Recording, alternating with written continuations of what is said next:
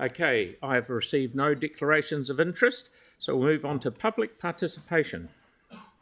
I'd like to welcome Dr. Colin Merck and John Sullivan, who will speak on behalf of iNaturalist New Zealand to introduce their app and the City Nature Challenge. Welcome to the table. Good to see you.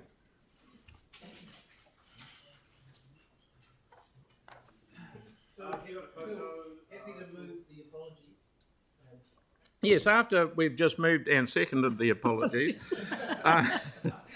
here we are. I think it's Christmas already. So, sorry, thank you. There are no apologies. No apologies. No. You. This is what I've got to put up with. Okay, Colin, John. I apologise for Councillor Barber's little interruption.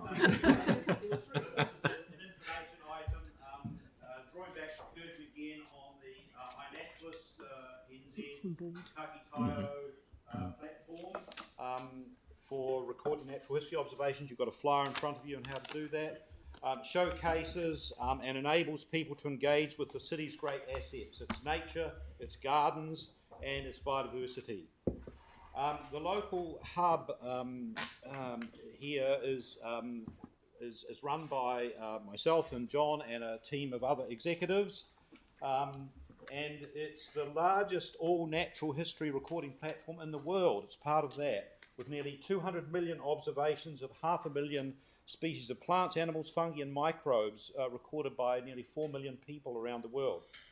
In the last 12 years, 0.85% of the whole New Zealand population has added 2.5 million of those observations of about 23,000 species. It's a site for discovery, learning nature and cultural connections, contributing to citizen science, biodata analysis, building community, and developing ecological literacy that, as we know, is urgently needed for better managing the planet. Each year, there is a global City Nature Challenge, which Ōtautahi Christchurch has participated in, with about several hundred other cities around the world. And we've placed between 10th and 40th during those sort of slightly rivalry sort of exercises. But we're especially grateful for the Christchurch City Council and the support it's given over those recent years. John is now going to pick up the story. Sure, yeah, so the City Nature Challenge is happening this year again in the last 4 days of April, from Friday through Monday. It's a 4-day event where anybody can get on iNaturalist and find any species at all. And so we've had I guess something like 800 people so far involved. We started in 2019. We want it to be as big as we can this year. Since we started in 2019, Christchurch has been the showcase leading city throughout New Zealand and beating most of Australian cities, except for last year when Wellington beat us. And so we're keen to go big again this year and take the crown back. We've made lots of stuff too. So as people observe on iNaturalist, this is what we've got from the Christchurch area so far. So we're getting close to 300,000 observations, over 6,000 observers, over 7,000 species. And amongst those species are things that have never been seen in Christchurch before. We've had biosecurity incursions of new pests. We've had native species spreading back into the city and recovering and occupying the city again. We've had North Island species heading southwards as the climate warms and moving into Canterbury. And all this has been documented for the first time on the site. So it's a great way to get people involved, get them enthused about the nature of the city and showcase the city to the world. Okay. So we see this is one of the aids for marketing Ōtautahi Christchurch as an eco-green city, place for citizens to enjoy and for visitors to enjoy and love. Building on other assets, natural assets like sanctuary propositions, the Christchurch 360 Trail, which itself has recorded through 2,500 people, about 4,500 species. So a very large proportion of the total biodiversity of the city. So showcases this rich array of ecosystem types here to promote our place as a kind of culturally sensitive national park city concept, which I've raised before and something to revisit. Kia ora, you want to add? No, that's good. Thank you for your support. So, and hopefully this year will be bigger than ever. Yeah, so the City Nature Challenge coming up in the end of April. Absolutely. Brilliant. Thank you very much. We have 1 minute for questions, and I'll let one. And Aaron, Councillor Kewen, please. Yeah, this looks fantastic, Colin. One question, if it's interactive with the public, can you get misinformation on there, like people putting up the wrong species and who checks it and so on and so forth? How does that work? That's an excellent question. Yeah. Nothing worse than learning the wrong thing. No, that's right. So the way this works is, if I went back up, so you can see we've got 7,000 species and we've had 6,000 observers, but we've also had 4,600 identifiers. So there's another team of experts throughout the country and around the world that see the observations and correct things when mistakes get made and identify things that people don't know. So you can, if you don't know what something is, you just take a picture of it, and then there's a lively debate amongst experts about what that thing is. So it all gets corrected over time. Yep. And it's an important difference from other AI-driven identification systems which don't have that verification component to the system. So we have these experts that come and view the observations and can verify or confirm or maybe suggest alternative names. So constant checking. Yeah. Okay, thank you. Thank you very much, Colin and John, for coming. Very, Thank you. very You're good. Kia ora. Very good. So next we got some deputations by appointment. The first one is the Yoldhurst Rural Residents Association. I'd like to now welcome Michelle and Sean from the association who are here to talk about item 10. Welcome to the table.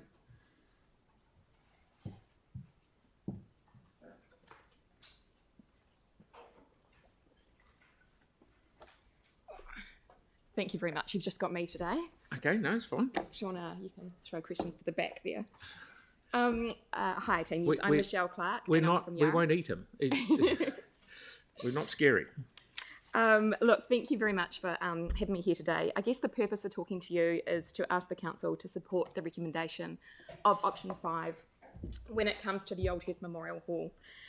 This will allow the community to complete basic maintenance on the memorial and to reopen the Yoldhurst Memorial Hall for community use.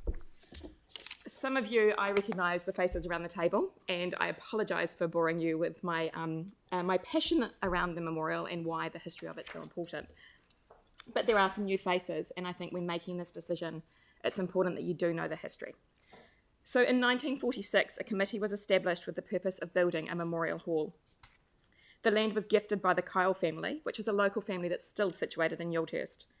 The community fund raised £600 and applied for the pound-for-pound subsidy for the grant for the memorial hall.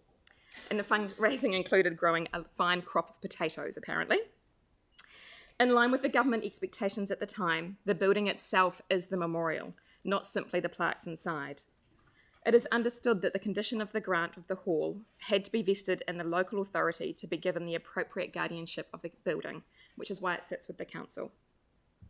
The hall was opened in 1954 by Mr McAlpine, the Member of Parliament for Selwyn and the Minister of Railways, and he stated, "I think those who fought would appreciate this memorial, a useful addition to the amenities of the district."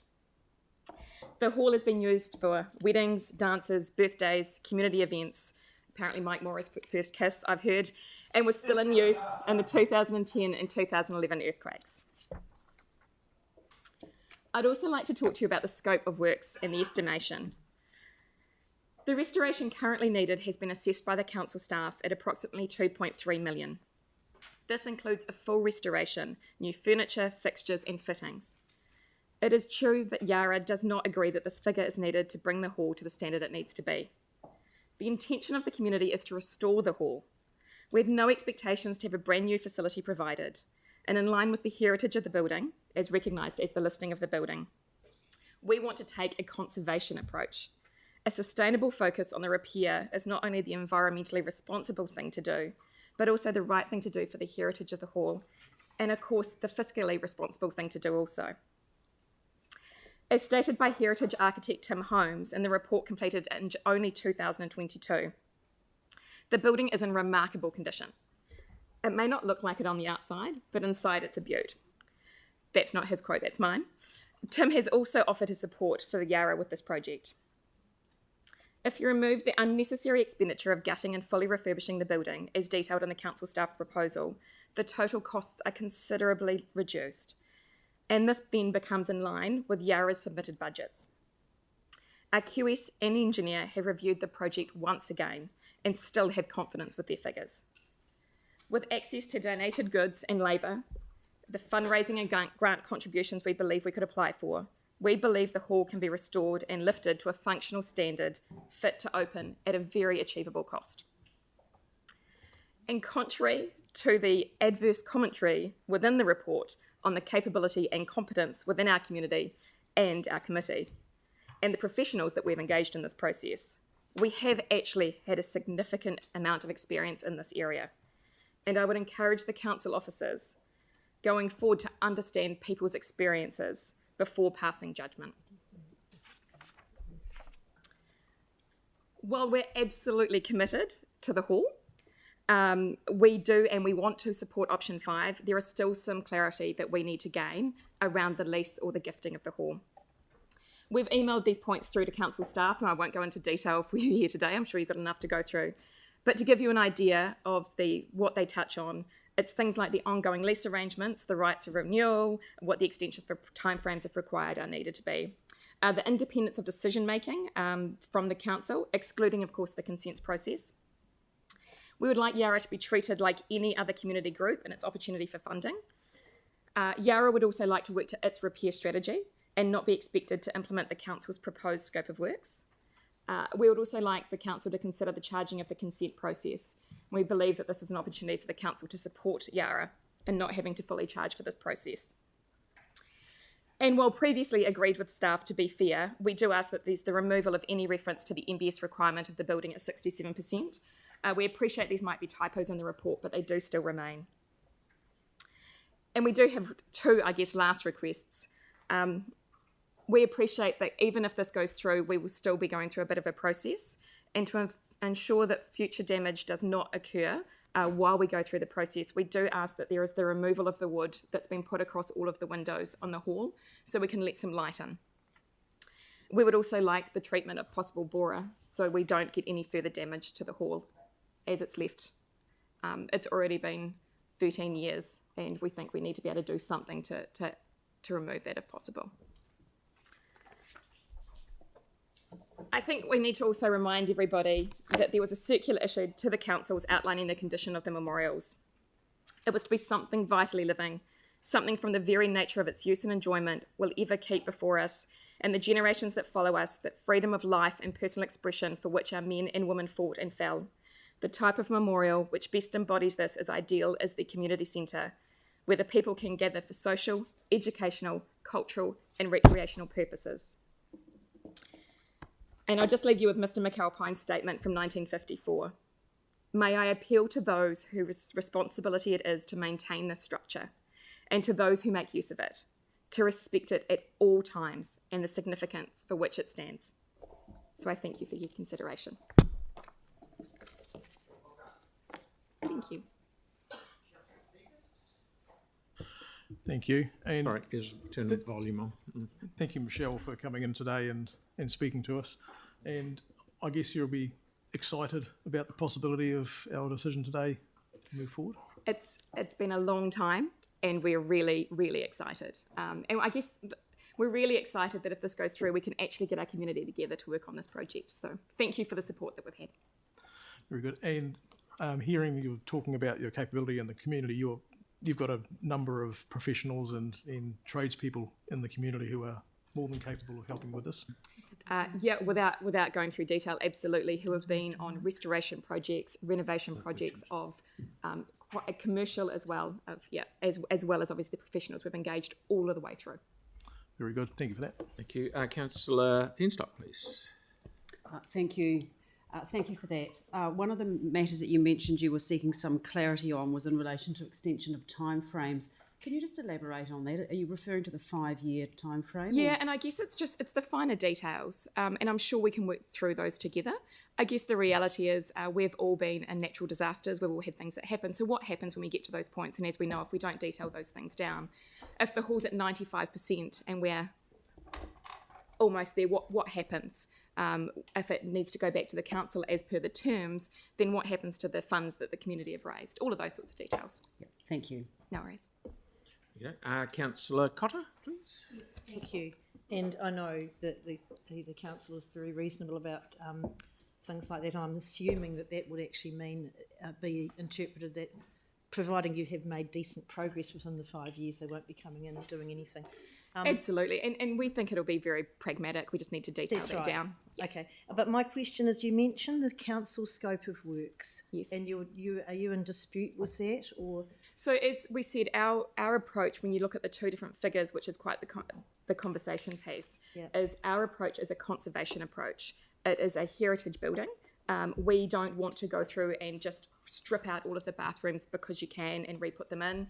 And I won't look. I'm not the expert on the building, but going through things like new windows, all of the details, the new flooring.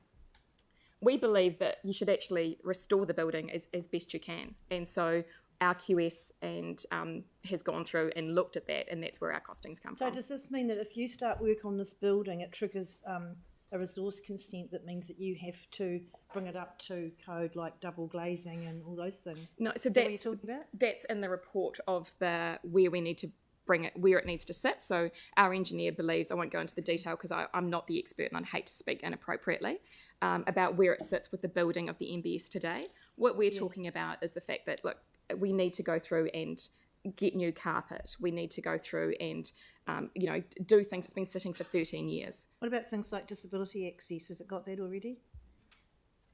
Sorry, Because I knew it. Yeah. those are things that can be really costly. Yeah. So anyway, you want to work through with council staff on where the agreement lies on that scope of works. I think what we're saying ultimately, and again, please speak, Sean, is that we've gone through and said what the scope of work should be. Yeah. We've looked at what it needs to be, and we agree that if we take it on, we will hit the MBS standard as agreed by the council. I don't see why the council would need to go through and then specify what would need to happen in that space, and that's where we would like to get some agreement. Okay. Thank you. And we're running out of time. Councillor Fields, please. Kia ora, Michelle. Thank you for that deputation. I represent Banks Peninsula, and what you're describing as your preferred option sounds remarkably like an amazing project that happened there regarding the Governor's Bay Jetty. Is that something, I assume that that's something that's well on your radar? Yes, and it's probably, yes. We didn't want to bring that up today, but... Thank you, Michelle. No, not at all. We just didn't want to throw others. Thank you, Michelle. I admire yours and your group's, your association's enthusiasm. Thank you very much for bringing that to us. Thank you. Now, while we're on the subject of the Oldhurst Hall, I'm going to let Mike Mora, he would like to do a deputation as well. So, Mike, could come and give us a yarn, please. He's not going to talk about the first kiss, is he?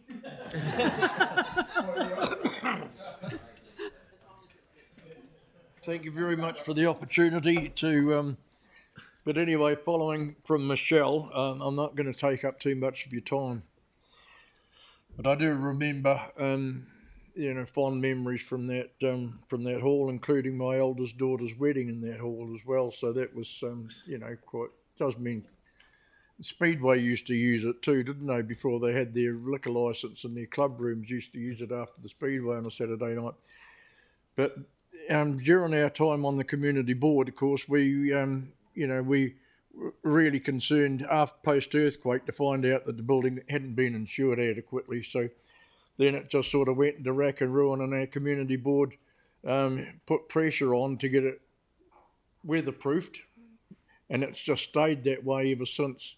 Breaks your heart when you go past that building and see it like it is.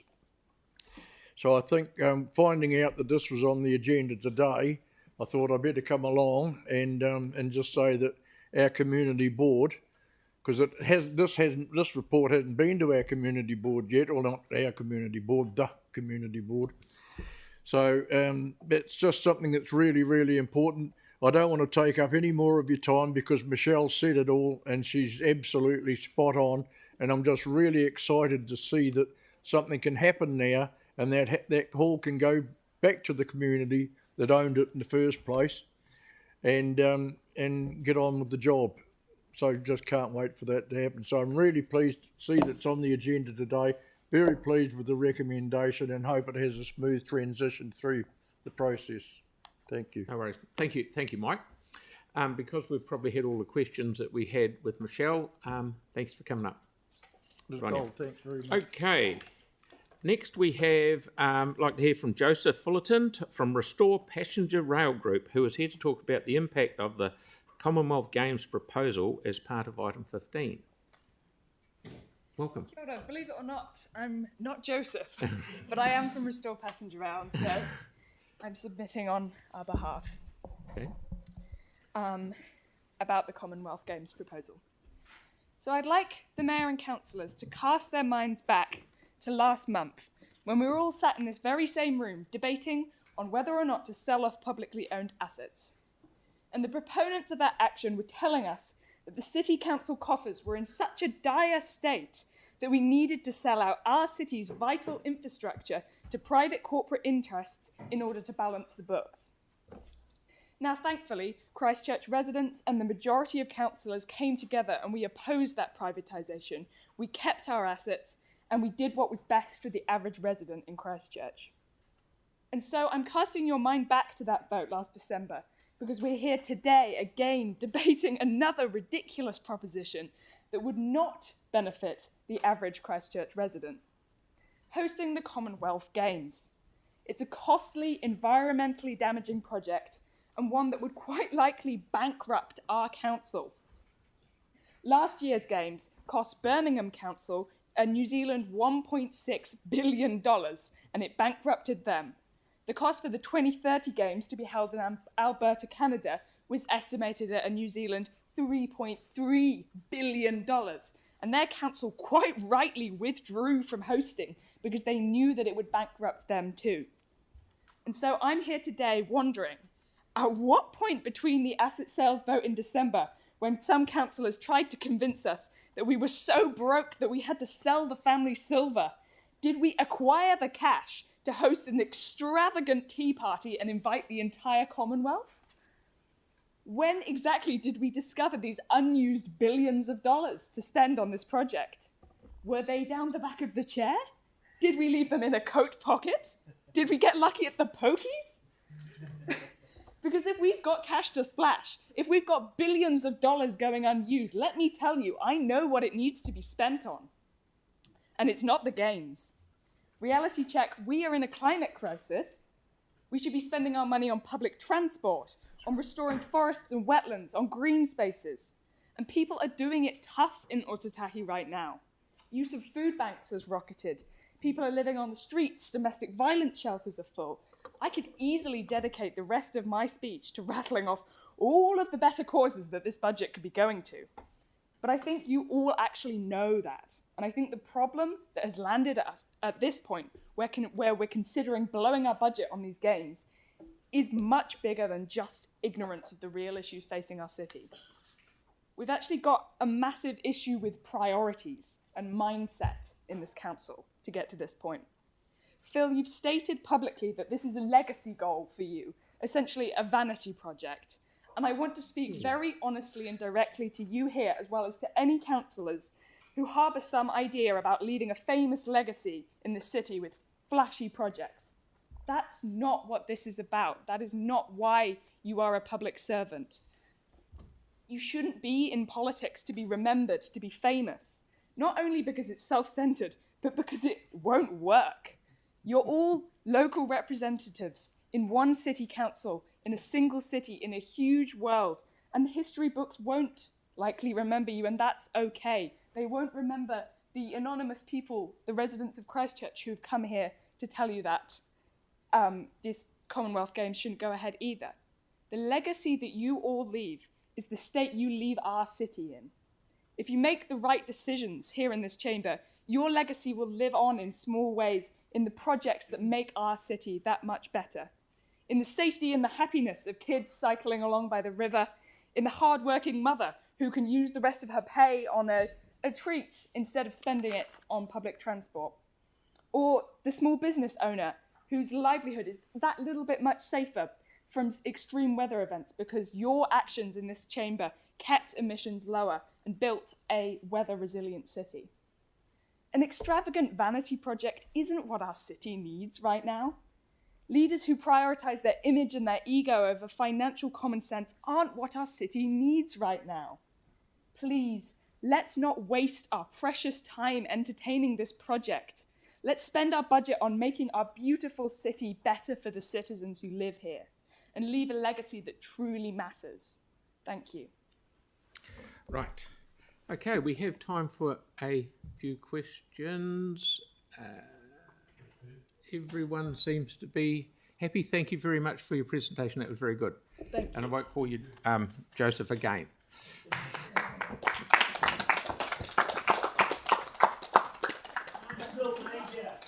love throwing all of your money around.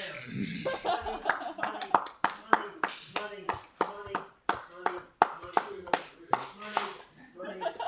Billions and billions of your public dollars wasted on a vanity project. Right. Next. I think by definition that does make you famous. Mr. Mayor, can we just get a clarification if that is environmentally sustainable money that's been thrown on the ground? It's biodegradable. Oh, not under the new recycling rules I was reading this morning. Anyway, moving right along. Next, we'll hear from Jonty Colson from the Canterbury University Climate Action Club, who will also speak about the Commonwealth Games proposal as part of Item 10. Welcome, Jonty. Kia ora koutou katoa, ko Jonty aho. How do I top that? Kia ora, my name is Jonty Colson and I'm speaking to you today on behalf of the University of Canterbury's Climate Action Club.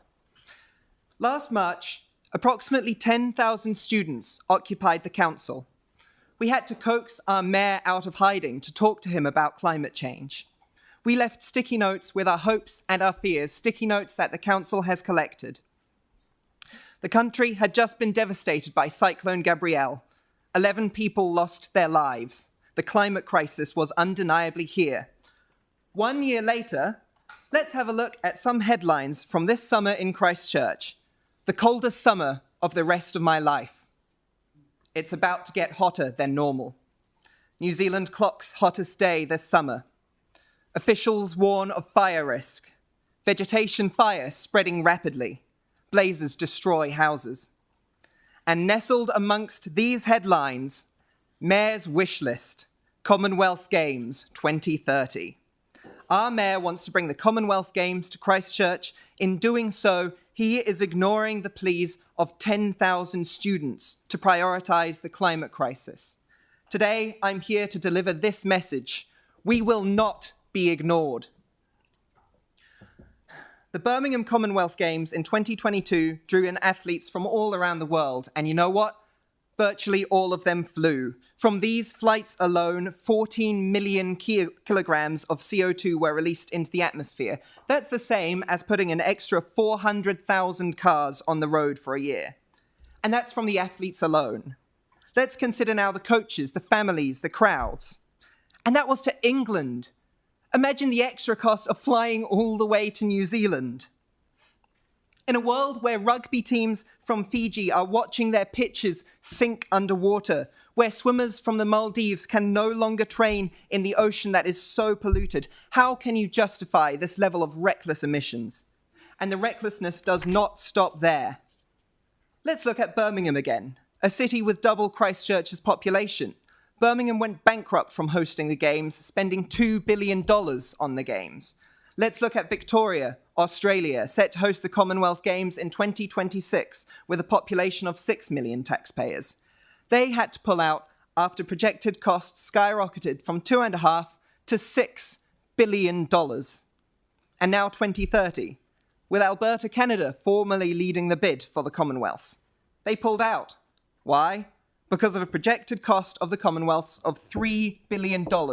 At 8 times our population, Alberta can't host these games. How the hell can we? Now let's think back to Phil Major's childhood, the 1974 Commonwealth Games, here in Christchurch, the games that started it all. By our mayor's own admission, the city went bankrupt as a result. It feels apt to mention those who forget the mistakes of the past are doomed to repeat it. Now, I ask you all to consider, what could this money be better spent on? What could you do with all this money if you listened to the 10,000 students at your doorstep, if you read our sticky notes? Well, the Christchurch bus fleet alone has 250 buses. With the conservative estimate of $2 billion, we could double the size of this fleet, turn all these buses electric, and we could still run the network for 5 years fees-free. That's regular, free, zero-emission public transport for 5 years. How's that for a legacy? What about the $3 billion of the Alberta Games? Well, the Mass Rapid Transit Corridor is set to cost, $3 billion. What a coincidence. Instead of dumping this money on a vanity project for the council, we could invest in a sustainable transport solution that results in 3 times as much benefits once finished. Finally, let's look at the $6 billion cost of the Victoria Games. Imagine $6 billion worth of public investment, figures beyond our wildest dreams. That could fund 2,000 kilometres worth of safe, separated bike lanes. The Christchurch road network spans 2,439 kilometres. We could make the entire city safe to cycle. Ultimately, I ask you to remember that this is the coldest summer of the rest of all of our lives. As the world continues to heat, extreme weather events will become more and more likely. Let's consider one final sum: $14 billion. That was the amount of money it cost this country to respond to extreme weather events last year alone. You are decision makers for our communities. You have a responsibility to spend this money wisely. So, councillors, make the right choice. Vote on behalf of 10,000 students, because if you don't, we will fight you every step of the way. Kia ora.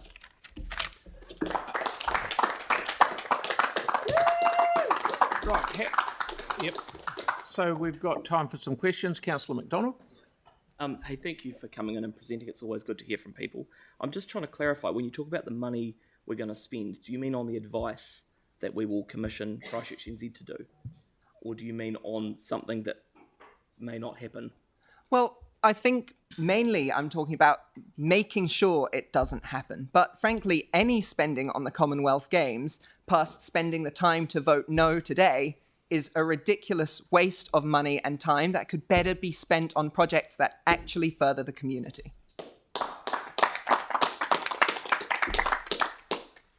Okay, have we got any more questions? Nope. Thank you very much for your presentation. Thank you very much.